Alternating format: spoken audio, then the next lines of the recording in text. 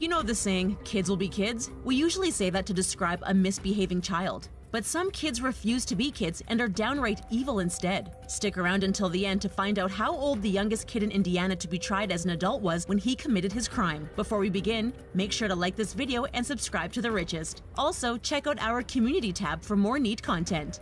Now here are the most evil kids who ever lived. The Accomplice. Social media has done wonders for our world when it comes to communication, yet the downside to it is that people can post whatever content they want, and inappropriate content will stay up until it's reported and removed. One such disturbing event took place in July 2014 when two teenage girls videoed themselves lighting a tortoise on fire and then stomped on it. The girls were saying things like, "Burn, baby," and "Now you're scared of us, huh?" The video went viral and horrified people all over the world. The girls were arrested, and one of them was old enough to have their identity revealed. Then 18-year-old Jennifer Green was taken into custody along with the 15-year-old friend. Green was charged as an adult, while her friend had her case handled in juvenile court. Those who know Jennifer were shocked, as she'd always been gentle with animals in the past. Christian Romero. How old does one have to be to take a life? While we sometimes see kids in the double-digit age committing such heinous acts, Christian Romero was just 8 years old when he took the life of his father and his father's co-worker. Christian used a .22 caliber hunting rifle to finish the job. What could have possibly driven Christian to do such a thing? According to his grandmother, his father, Vincent Romero, was incredibly harsh on him. Christian had apparently said numerous times that his 1,000th spanking would be his last. The night before Christian committed the crime, he had been spanked 5 times for not bringing papers home from school. In 2015, Christian was granted permission to attend high school and live with a foster family. His mother objected, saying that the judge didn't know what the boy was capable of. Christian was also ordered to undergo psychiatric evaluations at different stages of his life. Today, it seems that Christian has been freed and is quietly living his life. Jordan Brown. In February 2009, a small Pennsylvania community was shocked to learn that 11-year-old Jordan Brown had taken the life of his father's fiancée, Kenzie Hook. What makes this story even more tragic was that Kenzie was 8 months pregnant at the time, and the baby did not survive the ordeal. Jordan had used a youth-sized 20-gauge shotgun that he had gotten as a gift for Easter. Kenzie's 4-year-old daughter was the one who found Kenzie lifeless in bed. The shotgun was also found on the path that Jordan always took to go to the bus stop. Jordan's case sparked a lot of controversy, and he was initially going to be tried as an adult. But Amnesty International got involved, and Jordan was eventually tried as a juvenile. He was found guilty and placed in juvie until 2016. He is now on probation until he turns 21. Dangerous sleepover.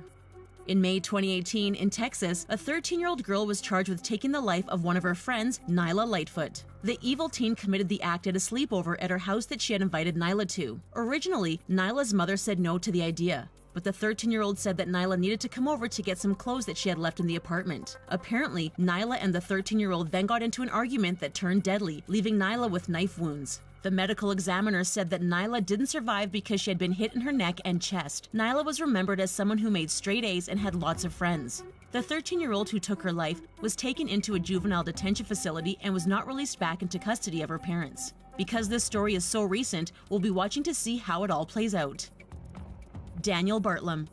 In 2011, 14-year-old Daniel Bartlam claimed that he lost control after engaging in an argument with his mother, Jacqueline. In his rage, Daniel grabbed a hammer and took his anger out on his mother. After that, he took to flames to dispose of her body. When questioned by the police, Daniel originally said that an intruder had broken into the house. However, after the police realized it was Daniel, he tried to use the argument story. But then, Daniel's computer was examined, and it was discovered that he was inspired by a plot from Coronation Street, in which a character named John Stape used a hammer to take the life of another character. Daniel had hit his mother 7 times before pouring gasoline all over her room and then lighting it on fire. His mother had to be identified using dental records. He was found guilty of his crimes and was placed behind bars for a duration of at least 16 years. Tristan Carilla. In October 2014 in Pennsylvania, 10-year-old Tristan Carilla was visiting his grandfather, who was the caretaker of 90-year-old Helen Novak.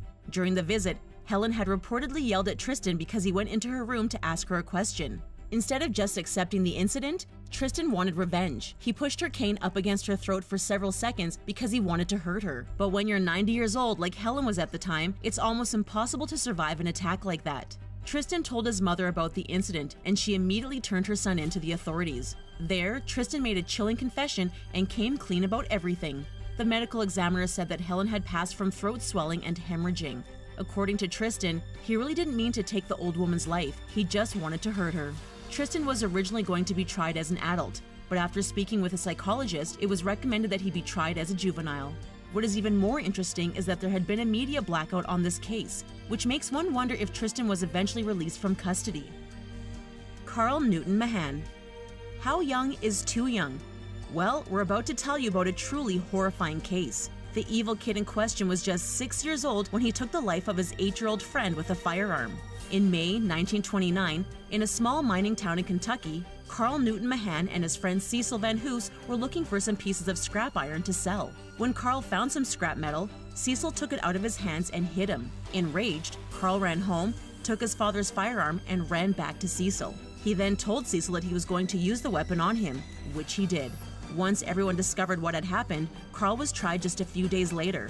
He was convicted of manslaughter and sentenced to 15 years in reform school at 6 years old. However, Carl's family was able to come up with the $500 bail money and they took him home. This case was very controversial, as kids that age already know the difference between right and wrong. Carl's life was short-lived, and he passed away at the age of 35 in 1958.